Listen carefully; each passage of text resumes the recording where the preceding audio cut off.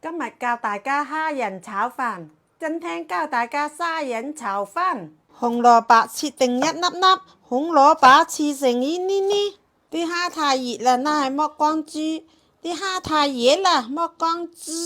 背後捅去依刀，朝背後捅去依刀。熱鑊落油，依鍋攞油。首先炒紅蘿蔔，首先炒紅蘿蔔，裝起來。